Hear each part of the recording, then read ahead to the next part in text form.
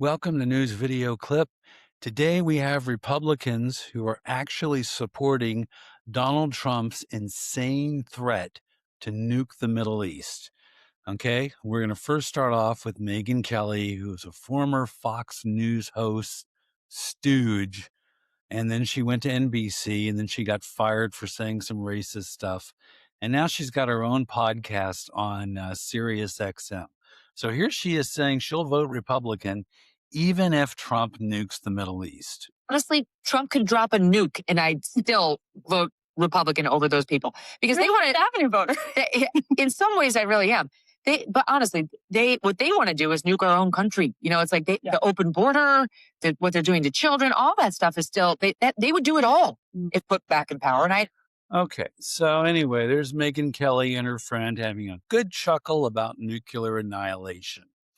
And it's worth noting that Megyn Kelly claims to be pro-life. And like a lot of pro-life people, she's very pro-war and she's very pro-destruction and pro-death. So no surprise there. She's right on brand. And then, of course, she tries to defend all this nonsense by screaming open borders, even though Biden deported millions of undocumented immigrants, and so did Obama.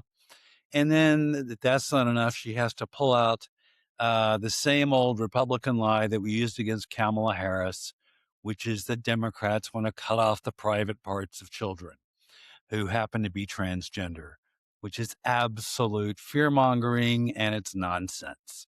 So Megyn Kelly, once again, she's on brand, lying like hell. All right, the second Republican here is Sherry Biggs, and she is a congresswoman from South Carolina. And she went on Newsmax to try to defend Trump's nuclear threats in the Middle East. So here we go. Because I want our men and women to come home safely. But unfortunately, I think that at times you have to use strength, and there is peace through strength. And I think that's what we're seeing right now. And there is the cost for hesitation. And President Trump understands that. And I've seen what I think is encouraging to me that he has tried to have communication and put it in tried. Yes, President Trump has tried to do communication.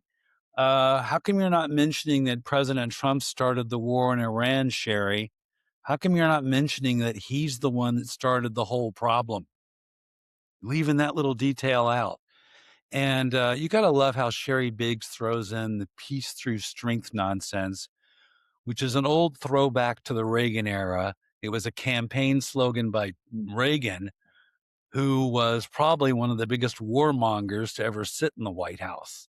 So it's just total and absurd nonsense. The logic just isn't going to logic. All right.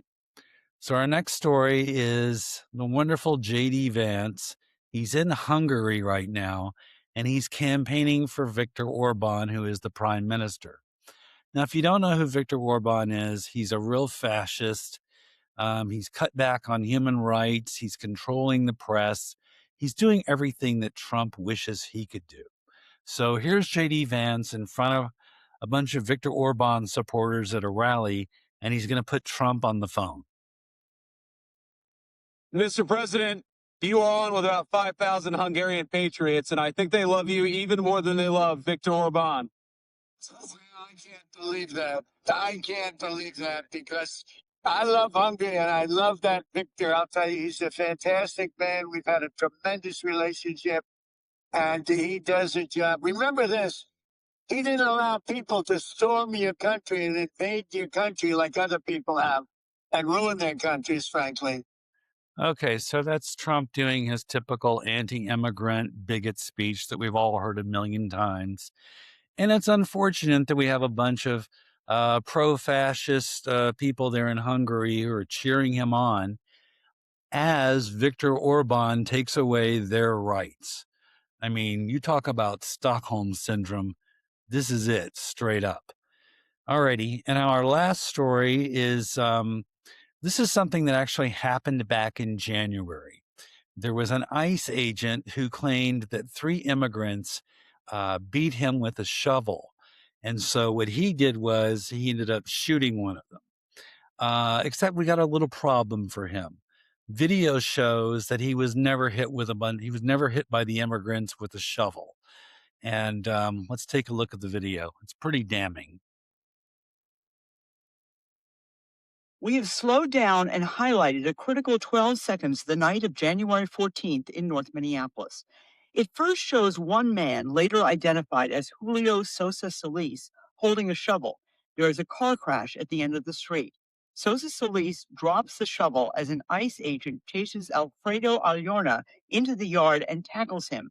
Then there is a scuffle where it's difficult to make out what is happening. You can see the snow shovel on the ground at all times. ICE claimed 3 people attacked the agent with that shovel and a broom for minutes. The now fired Secretary of Homeland Security said this the next day. Our agent is beat up. He's bruised. He's injured. He's getting treatment. And we're thankful that he made it out alive. Weeks later, the acting director of ICE said video evidence has revealed that sworn testimony provided by 2 separate officers appears to have made untruthful statements, and that the agents were immediately placed on administrative leave and face potential criminal prosecution. Well, isn't that wonderful? ICE is finally owning up to their lies. Of course, Kristi Noem, who at that time was head of Department of the Homeland Security, she pushed the lie as hard as she could. So it's good to see her out of a job because she is a lying scumbag. Anyways, that's all the stories we have for today. And, if you want to read more about these stories, look right below the video. We have some links because we back up what we say with evidence. Unlike the right wing podcasters like Joe Rogan and Benny Johnson and Tim Pool, who just sit in front of a microphone, lie, and cash their checks. That's all they do. We actually back up what we say. All righty, we'll see you tomorrow with new stories.